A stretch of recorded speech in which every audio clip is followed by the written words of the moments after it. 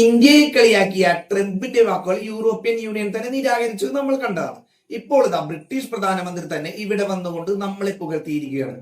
യഥാർത്ഥത്തിൽ ലോകത്തിലെ ഏറ്റവും വലിയ സാമ്പത്തിക ശക്തിയിലാകട്ടെ സൈനിക ശക്തിയിലാകട്ടെ നമ്മൾ ബ്രിട്ടനേക്കാൾ ഏറെ മുന്നിലാണെന്ന് പോലും നിർഭാഗ്യവശാൽ നമ്മളിൽ പലർക്കും അറിയില്ല എന്നത് തന്നെയാണ് സത്യം.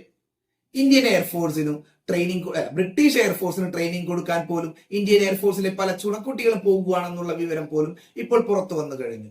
അതിനിടെ ഇവിടെ നടത്തിയ പ്രസംഗത്തിലാണ് ബ്രിട്ടീഷ് പ്രധാനമന്ത്രി ഇന്ത്യ സാമ്പത്തിക മുന്നേറ്റത്തിന്റെ പാതയിലാണെന്നും 2020 ലോകത്തിലെ മൂന്നാമത്തെ വലിയ സാമ്പത്തിക ശക്തിയാകുമെന്നും ബ്രിട്ടീഷ് പ്രധാനമന്ത്രി കീർ സ്റ്റാർമർ പറഞ്ഞത്.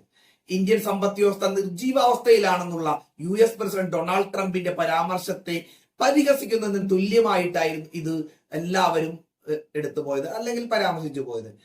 ഇന്ത്യയുടെ വികസനത്തിൽ പങ്കാളിയാവുക എന്നതാണ് UK ആഗ്രഹിക്കുന്നതായും അദ്ദേഹം ഇവിടെ നടത്തിയ പ്രസംഗത്തിൽ കൂട്ടിച്ചേർക്കുകയുണ്ട്. അതായത് ട്രംപിന്റെ കാര്യങ്ങളൊക്കെ നിരാകരിച്ചു. ഹിന്ദിയിലെ അഭിവാദ്യത്തോടെയായിരുന്നു സ്റ്റാർമർ ഇവിടുത്തെ പ്രസംഗം ആരംഭിച്ചത്.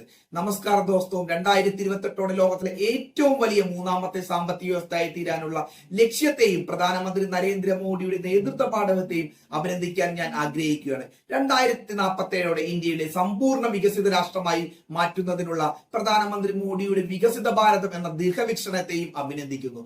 ഇവിടെ ഞാൻ കാണാനിടയായ എല്ലാ സംഗതികളും വികസിത രാഷ്ട്രം എന്ന ലക്ഷ്യത്തിലേക്കുള്ള കൃത്യമായ പാതയിലാണ് ഇന്ത്യ എന്നതിന്റെ തെളിവുകൾ തന്നെയാണ്. ആ യാത്രയിൽ നിങ്ങളുടെ പങ്കാളിയാകാൻ ഞങ്ങൾ ആഗ്രഹിക്കുന്നു. സ്റ്റാർമർ ഇങ്ങനെയാണ് അദ്ദേഹം പ്രസംഗിച്ചത്. അല്ല, ഞാൻ മോഡിയെ പുകഴ്ത്തിയാണെന്ന് വിചാരിക്കത്തില്ല. സ്റ്റാർമറുടെ പ്രസംഗം മാത്രമാണ് ഇവിടെ പറഞ്ഞത്.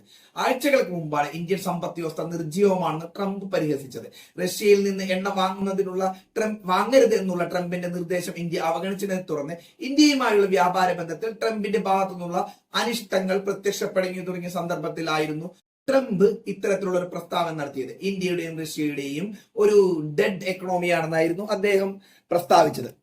സന്ദർശനം ഉഭയകക്ഷി വ്യാപാര കരാറിനെ ഊട്ടിയുറപ്പിക്കാനുള്ള ശ്രമമാണെന്നും സ്റ്റാർമർ പറഞ്ഞു. ഈ രാജ്യങ്ങളും തമ്മിലുള്ള സഹകരണത്തിന്റെ നിർണായക ഘട്ടമാണ് ഈ കരാറെന്നും അദ്ദേഹം വിശേഷിപ്പിക്കുകയുണ്ടായി. ഏതായാലും അമേരിക്കൻ പ്രസിഡന്റ് ഡൊണാൾഡ് ട്രംപ് എന്ന് പറഞ്ഞു ഇന്ത്യയുടെയും റഷ്യയുടെയും ഒരു ചത്ത സാമ്പത്തിക വ്യവസ്ഥയാണെന്ന്. പക്ഷേ ബ്രിട്ടീഷ് പ്രധാനമന്ത്രി യൂറോപ്യൻ യൂണിയനെയൊക്കെ ട്രംപ് ഒരു താക്കീത് നൽകിയിരുന്നു. ഇന്ത്യയുമായുള്ള വ്യാപാര കരാർ വേണ്ടാന്ന് വെക്കണം UK-യും. എന്നാൽ UK-യും യൂറോപ്യൻ യൂണിയനെ തന്നെ പല രാജ്യങ്ങളും നേരത്തെ തന്നെ ട്രംപിന്റെ ഈ വാക്കുകൾ തള്ളിയിരുന്നു എന്നതാണ് സത്യം. ഏകദേശം ഇന്ത്യയുടെ സാമ്പത്തിക സ്ഥിതി വളർന്നുകൊണ്ടിരിക്കുകയാണെന്ന് ലോകരാജ്യങ്ങൾക്ക് മുമ്പിൽ എല്ലാ ലോകരാജ്യങ്ങളും അംഗീകരിക്കുന്ന ഒരു അവസ്ഥയാണ് ഇപ്പോൾ സംജാതമായിരിക്കുന്നത്. നമുക്ക് ഇതിലൂടെ മനസ്സിലാക്കാൻ സാധിക്കും. അദ്ദേഹത്തിന്റെ പ്രസ്താവന എനിക്ക് പറയണമെന്ന് തോന്നി. ഇത് പറയണമെന്ന് തോന്നാൻ കാര്യം എന്താണെന്ന് അറിയാമോ നിങ്ങൾക്ക്?